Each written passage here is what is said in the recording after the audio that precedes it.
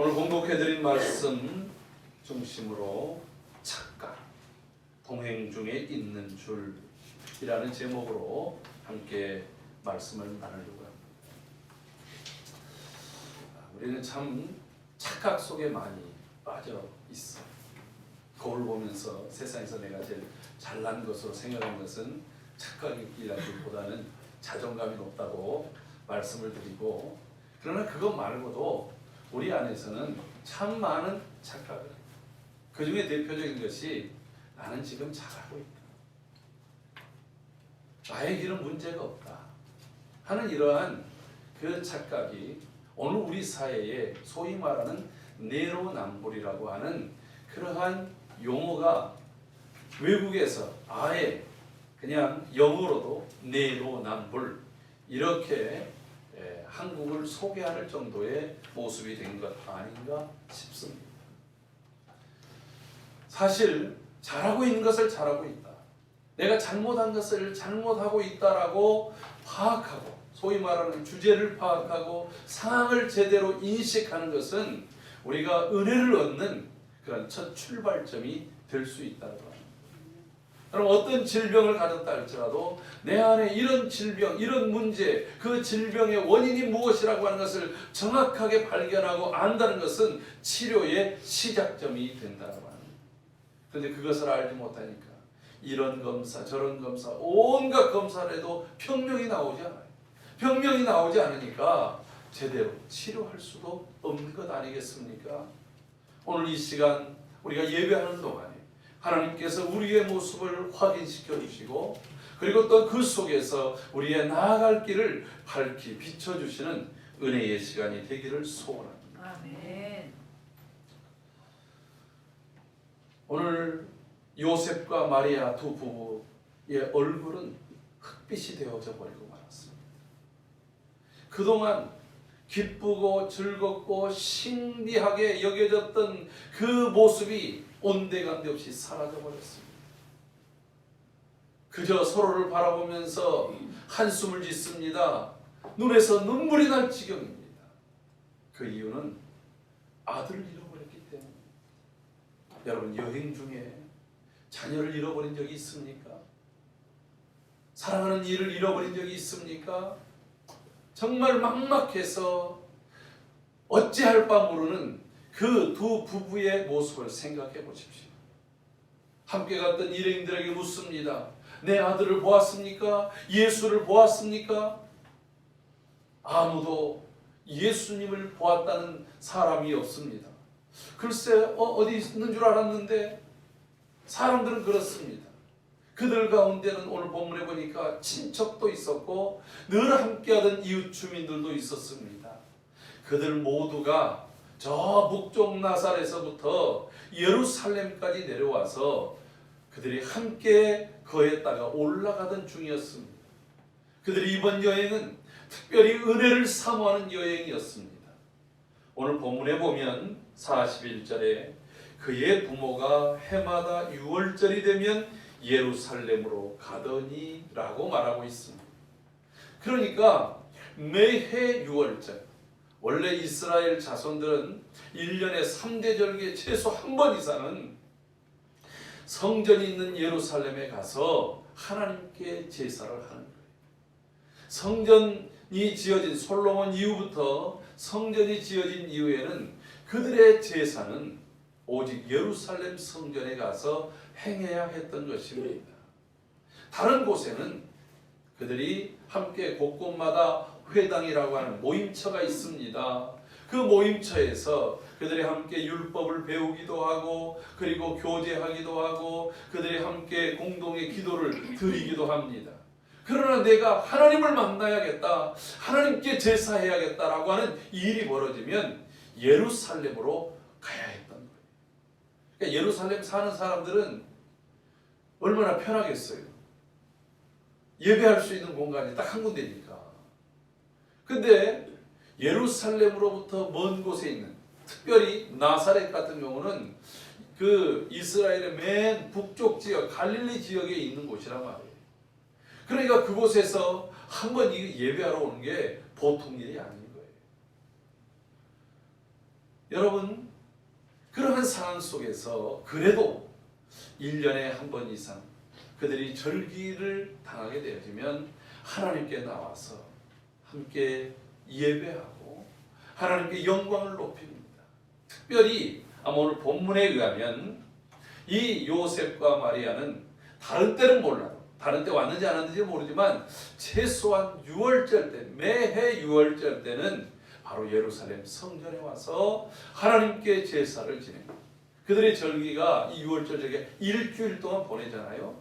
그 절기가 있는 동안에는 함께 와서 그들이 하나님께 예배하고 하나님께 영광을 돌리고, 특별히 6월절이 어떤 절기입니까? 그들의 조상들이 저 애굽에서 430년 동안 종노릇하고 거기에 묶여 있다가 하나님의 전적인 은혜로 속량을 받고 자유를 얻고 구원을 얻은 절기가 6월절 아니겠습니까? 그러니까 하나님이 우리를 구원하셨습니다. 우리의 모든 속박, 우리의 지금 모든 눌려있는 것에서 벗어나게 하실 분, 특별히 우리의 죄짐에서 벗어나게 하실 분은 오직 하나님밖에 없습니다 라고 하는 그러한 믿음의 절기가 6월절인 것입니다. 여러분, 우리가 눌렸던 것에서 자유함을 얻고 나로 하여금 늘 힘들게 했던 그것에서 해결함을 받는 그 구원의 감격과 기쁨이 우리 모든 성도들의 삶 속에 충만하기를 주의 이름으로 축원합니다. 여러분을 누르는 것이 무엇입니까?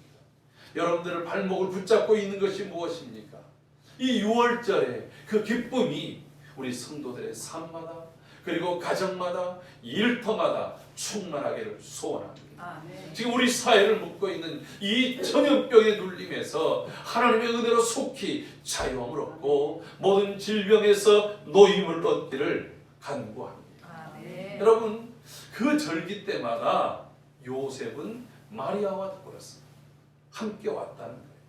여러분, 그 절기 때 꼭 의무는 아니지만 아마 어린 예수님도 함께 데려오지 않았겠습니까? 왜 그래요? 어린애를 그냥 집에다 혼자 두고 몇 날 며칠을 둘 수 없잖아요. 그러니까 아이를 데리고 왔을 것입니다. 오늘 본문에는 그때 예수님이 12살 때 이야기라고 얘기합니다. 여러분, 이 12살이라고 하는 나이가 적절한 의미가 있습니다. 이스라엘 남자들은 13살이 되어지면 성년으로 인정을 해요. 그 성년이라고 하는 것이 뭐냐면 본인이 이제는 내가 부모님에 의해서 이끌려서 또 부모님의 가르침을 받아서 하나님을 배우고 그리고 또 그 토라 그 율법을 이렇게 가르침을 받았다고 한다면 이제부터는 내가 직접 하나님의 율법을 읽고 그 율법대로 살아간 그러한 책임 있는 절기가 바로 13살이랍니다. 지금도 유대인들은 13살이 되어지면 동네 사람들이 이 성년이 되는 아이에게 큰 선물을 줍니다. 그 선물이 뭐냐면 돈을 줍니다. 돈을 줘도 조금 1, 2만 원 이렇게 주는 것이 아니라 100만 원, 많은 사람은 몇백만 원 이렇게 준다는 거예요. 왜 주느냐? 이 아이가 하나님 앞에서 이 땅을 살아갈 때에 그래도 힘있게 살아가는 축복의 아이가 되라. 그러면 그 돈을 다 모아가지고 이제 그 성년식을 할 때 잔치를 해주는 거예요. 그래서 아는 지인들을 다 초대합니다. 그래서 그곳에서 함께 식사를 나누고 네가 이제 성년이 됐으니 너 책임 있게 하나님의 말씀대로 하나님의 뜻대로 살도록 해라. 이렇게 이제 서로 덕담과 축복을 해줄 때 돈을 주는 거예요. 그럼 그 돈을 다 모아서 이제 20살이 되기 전에는 쓸 수 없는 펀드에다가 집어넣습니다. 그게 적게는 몇 천만 원에서 억대 정도가 됩니다. 유대인들 부자잖아요. 그리고 그들도 집단으로 살잖아요. 그러니까 아주 친밀한 친족들, 이웃들, 그리고 함께 교제하던 사람들이 전부 축복. 내 자녀에게도 또 그렇게 할 거 아니겠어요? 그래서 서로 품앗이 하듯이 그렇게 해준다는 거예요. 그리고 그것을 이제 7년이 지나서 20살이 딱 됐습니다. 그 돈이 어떤 아이들은 억대가 넘기도 하고 또 상당수의 액수를 가지고 본인이 결정한다. 내가 이걸 가지고 나는 공부를 할 것이다. 나는 이것을 가지고 장사를 할 것이다. 나는 이걸 기반으로 해서 뭔가의 일들을 할 것이다. 여러분 이렇게 하고 나면 기본적으로 그들이 사회에서 출발하는 것이 다른 그 민족 공동체하고는 출발선상이 달라져 버립니다. 저는 옛날부터 이런 꿈을 꾸고 있는데 아직까지 그런 일들을 잘 하지는 못했어요.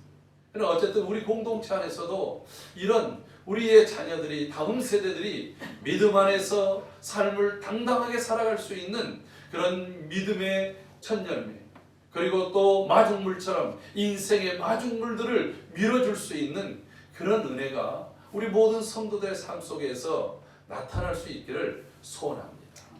여러분 그런 소원을 한번 품어보세요. 내가 우리의 다음 세대들에게 한번 세상에 나가서 힘을 발휘할 때에 힘을 쓸 수 있는 그런 바탕이 되어버려요. 어쨌든 그 12살 때의 사건이었어요. 그러니까 예수님이 태어나서 한 얼마간은 애굽으로 피신을 갔다가 다시 돌아와서 있는 때부터 그래도 한 10번 가까이는 이 12살 때까지 6월절에 예루살렘을 향해서 왔을 것입니다. 지금까지 아무런 문제가 없었어요. 그런데 이 12살 때 예수님이 사라져버렸어요. 실종돼 버렸습니다. 어디에서 사라졌는지를 모릅니다. 여러분 그로 인해서 이 마리아, 요셉에게는 기쁨이 사라졌습니다. 그 받았던 은혜가 온데간데 없어져 버리고 말았습니다. 이 아이가 어떻게 됐을까? 누구에게 유괴됐을까? 간혹 가다가 TV를 통해서 또는 영화를 통해서 한 가정의 아이가 유괴됐을 때, 아이가 없어졌을 때 그 처절하게 아이들을 찾아 헤매는 부모의 모습들을 보았을 때 여러분 우리는 누구나 그 아픈 마음을 함께 가졌을 것입니다. 오늘 본문 속에서 보면 이렇게 말합니다. 45절 말씀 만나지 못함에 찾으면서 예루살렘에 돌아갔더니 라고 말합니다. 그들이 예수님이 없어진 지 알 때까지는 단 하루였습니다. 여러분 그 날들이 마치고 돌아갈 때 아이는 예루살렘에 머무셨고 그 부모는 알지 못했습니다. 동행 중에 있는 줄 알고 하루 길을 갔다는 거예요. 그들이 예수님을 만나지 못한 것은 하루밖에 되지 않아요. 그 하루 그때부터 예수님을 찾기 위해서 그 있는 자리에서 아는 사람들에게 물어가면서 왔던 길들을 그대로 올라가면서 예루살렘까지 가는데 사흘 길을 왔다는 거예요. 여러분 얼마나 샅샅이 곳곳을 누비면서 찾았겠어요. 요나서에 보면 재밌는 말이 있어요. 요나에게 하나님이 너 니느웨에 가서 40일이 지나면 이 성이 망할 것이다 라고 이렇게 외치라고 하는 거예요. 근데 요나가 하나님의 명령을 어기고 그 니느웨로 가지 않고 전파한 데 가다가 풍랑을 만났잖아요. 그러니까 그가 고통 중에 있다가 다시 하나님의 말씀을 듣습니다. 그리고 니느웨로 갔어요. 니느웨에 가서 이 니느웨의 이 도시가 얼마나 컸던지 사흘 길이라는 거예요. 사흘. 사흘을 돌아야 한 번 이렇게 대충 돌 수 있는 거예요. 근데 요나는 단 하루 동안 이 성이 40일이 지나면 망할 것이요 그러고서 외쳤다는 거예요. 그러니까 요나가 굉장히 어쨌든 이 니느웨 성 처음부터 끝까지는 가야 되니까 굉장히 빠른 길로 갔어요. 두 번째는 대충 갔다는 얘기예요. 근데 반대로 지금 이 요셉과 마리아는 하루 길밖에 그것도 관람을 하고 유람을 하면서 사람들과 대화를 하고 신기한 여러 군데들을 보면서 간 길이 하루 길밖에 안 되는데 그 예수님을 찾으러 예루살렘까지 올 때는 사흘이 걸렸다. 그러니까 그들이 얼마나 곳곳을 살피고 또 살피고 또 살피면서 예수님을 찾았겠냐. 여러분 우리 안에 기쁨을 잃어버리고 또는 근심에 쌓여 있었던 이유가 무엇입니까? 무엇 때문에 그것을 잃어버렸습니까? 우리 인생 속에 가장 소중한 것을 잊고 살기 때문에 때로는 그것들로 인해서 내가 기쁨을 잃고 근심하며 고민하고 살고 있지 않습니까? 분명히 나는 이것이 중요하고 이것이 귀하고 이것을 꼭 해야 된다라고 생각하면서 하고 그것을 가치 있게 여겼는데 여러분 때로는 중요한 것 때문에 가장 소중한 것을 잃어버릴 수 있다라고 하는 거예요. 나사렛에 살던 가난한 목수 요셉이 예루살렘에 오는 일은 쉽지 않은 거예요. 이 절기 때 예루살렘, 그래도 모든 그 나라의 수도이자 모든 문물이 몰려있는 이곳에 온 것이 얼마나 신비하고 놀랍겠습니까? 저도 서울에 처음 딱 왔는데 아유 그냥 목이 아파 죽는 줄 알았어요. 서울에 왔더니 얼마나 건물들이 높던지 그때 30층 넘는 건물들을 보면서 정말 기도를 했어요. 그때 당시 제주도는 제일 높은 건물이 카로 호텔이었는데 제주시에 있는 카로 호텔은 18층.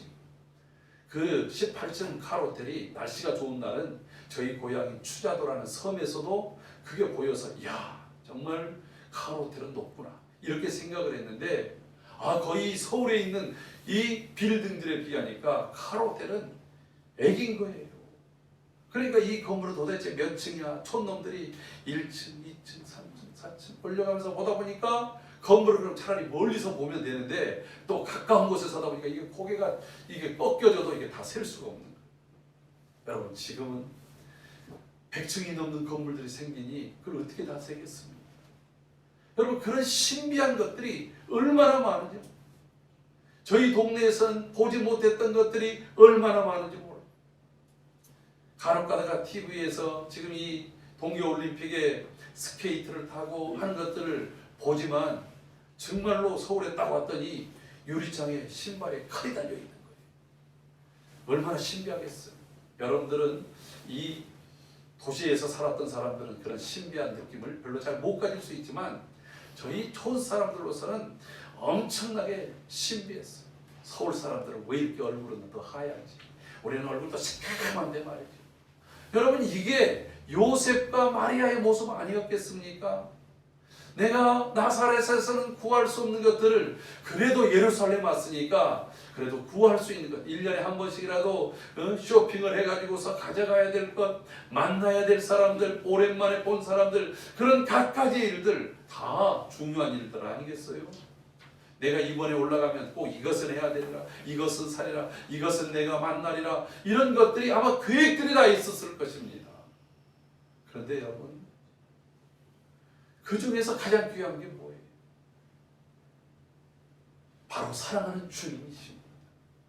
사랑하는 아들입니다. 나의 가장 생명과도 같은, 아니 우리의 영혼을 구원하러 오신 예수 그리스도가 계실 때는 몰랐었는데 예수 그리스도가 사라지고 나니까 그들 안에 모든 근심과 모든 염려와 모든 슬픔이 몰려오는 것입니다. 그동안에 있었던 것들은 아무런 소용이 없게 됐다라고 하는 거예요. 여러분 우리는 우리의 가정에 더 편안한 가정, 안락한 가정, 부유한 가정을 위해서 열심히 일합니다.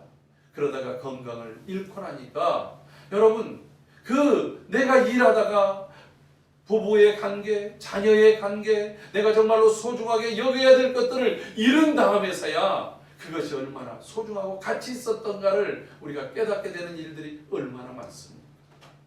오늘 이 요셉과 마리아에게 근심과 걱정, 모든 슬픔으로 가득 차게 했던 것은 바로 예수 그리스도를 잃었다라고 하는 거죠.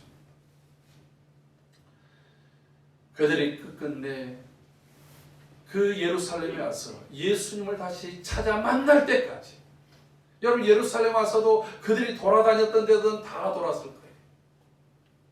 저도 어제 제 아내를 저 시장에다가 내려주고 다른 일들, 저 현수막을 찾으러 갔다가 이따 봅시다.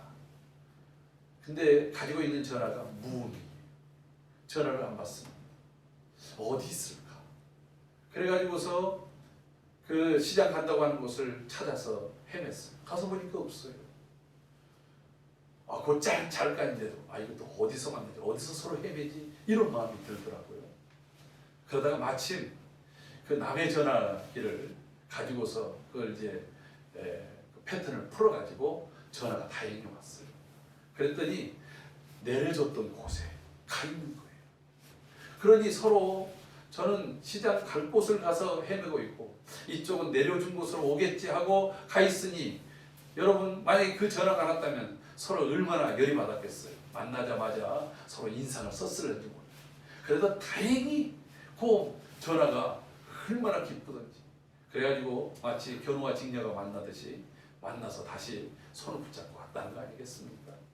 여러분 짧은 시간도 우리 안에는 그런 것들이 있습니다. 여러분 이 예루살렘 안에서도 요셉과 마리아는 예수님을 찾기 위해서 두루두루 돌아다녔어요. 그런데 그들이 예수님을 잃어버리게 됐던 원인이 무엇인지를 우리가 살펴봐야 돼요. 그 원인이 무엇입니까? 오늘 본문에 보니까 44절에 이렇게 말하고 있습니다.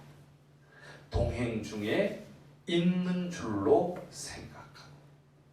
동행 중에 있는 줄로 생각하고. 여러분 왜 이런 생각을 했어요? 이 생각이 그럴만도 했어요. 어려서부터 예수님을 데리고 올라오면 예수님은 끝까지 부모 곁을 떠나지 않고 따라다녔던 그런 아이였어요. 제가 오늘 이 본문을 가지고 설교를 준비하는데 갑자기 한 33년 전의 아이가 생각이 난 거예요. 제 아내가 유치원 교사로 있을 때 그 반에 유수열이라는 아이가 있었어요. 지금은 이 아이가 한 37, 8 이상은 됐을 나이예요. 근데 이제 그 교회 안수 집사님 그리고 집사님의 아들인데 이 아이가 얼마나 호기심이 많은지 집하고 자기 오는 교회 유치원까지 거리는 아무리 천천히 걸어도 5분이면 와요. 그런데 이 아이가 집에서 출발한 지 1시간이 돼도 유치원에 안 오는 거예요. 여기는 차로 이렇게 다닐 수도 없는 거예요. 거기 그 계단만 두면 1분이면 올 수 있는 바로 교회 옆에 있는 아파트였습니다. 나중에 보니까 이 아이가 오는 도중에 거기에 뭐 꽃이 하나 피어 있으면 그 꽃을 자세히 보면서 이 꽃은 왜 이러나, 거기에 개미가 있으면 개미가 가는 길을 쫓아가 보기도 하고, 이런 호기심과 관찰력이 많은 거예요. 그러니까 이 오는 길이 누가 붙잡고 오지 않으면 안 돼. 이 부모가 함께 아이하고 어디를 놀러 가면 애가 함께 가다가 사라져버리니까 이 아이를 위해서 아버지가 이제 동물병원 원장이었는데 동물병원에 있는 개목걸이 있죠, 개줄. 개줄로 애를 묶어가지고 그때부터 데리고 다니는 거예요. 안 그랬다가는 어디론가 사라져버려요. 사라진 게 아니라 부모는 앞으로 가고 있는데 애는 그 자리에 있어서 뭔가 자기가 관찰하고 싶은 것을 계속해서 쫓아가는 거예요. 여러분, 만약에 예수님이 어렸을 때부터 그렇게 했단다면 아마 더 주의를 했을 거예요. 요주의 인물이 되니까. 그런데 오늘 본문에도 보면 이런 말이 있어요. 51절에 예수께서 함께 내려가서 나사렛에 이르러 순종하여 받드시더라. 예수님은 어려서부터 하나님께로부터 순종이고 그의 육신의 부모에게로부터도 순종하며 자라왔어요. 한 번도 불순종한 게 없어요. 그러니까 당연히, 여러분 이게 중요해요. 내가 당연히 있는 줄 알았어요. 왜? 있어 왔기 때문에. 당연히 함께 있기 때문에. 오늘 우리가 당연하다고 생각하던 것을 오늘 한번 돌이켜봐야 됩니다. 나의 신앙이 당연하다고 생각했던 것들을 한번 돌이켜봐야 돼요. 내가 그래서 예수님과 멀리 떨어져 있지 않은지, 나는 늘 항상 예수님과 함께 있고 예수님께 더 가까이 가고 있다라고 생각을 했는데 내 가는 방향이 달라져 버리지는 않았는지, 내가 늘상 일상의 일들 속에서 나의 삶의 여러 분주함 때문에, 내가 새롭게 하는 그런 일상의 일들 때문에 주님과는 점점 멀어져 있으면서도 당연히 주님과 가까이 있는 줄로 생각하다가 오늘 주님을 잃어버린 요셉과 마리아의 모습이 될 수 있다고 하는 것입니다. 여러분, 당연한 건 없어요. 우리가 매일매일 주님과 나의 관계를 점검하고 확인해 봐야 됩니다.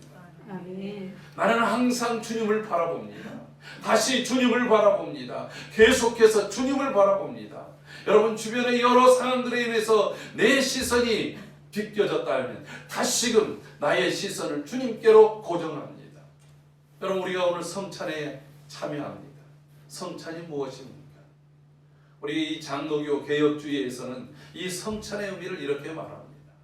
오늘 이 떡과 포도주에 주님이 영적으로 임재하셔서 우리 가운데 함께 하셔서 우리와 만나 주시고 우리를 치료해 주시고 우리를 새롭게 하시는 하나님의 은혜, 하나님의 은혜의 구체적인 그 은혜를 체험하는 방편이 오늘 이 성찬이라고 합니다. 우리가 이 떡과 잔을 나눌 때에 그냥 늘 항상 먹는 그런 성찬 떡이고 성찬 포도주다라고 생각하지 않고 오늘 내가 나와 내 이 삶의 현장에 주님이 함께하고 있는지를 확인하고 점검한다고 합니다. 여러분 당연히 라고 생각할 때에 우리는 어느 순간에 주님으로부터 멀리 떨어져 있는 그러한 길로 가면서도 의식 속에서는 당연히 확인해 보지 않았다는 거예요. 여러분 그 하룻길을 가면서도 확인해 보지 않았다는 거예요. 여러분 그동안에 얼마나 많은 사람들과 대화를 했겠어요. 얼마나 많은 일들을 봤겠어요. 얼마나 새로운 것들을 경험했겠습니까? 그러나 그런 것들이 중요하다 할지라도 우리가 매 순간마다 가장 소중한 것은 주님을 확인하는 거예요.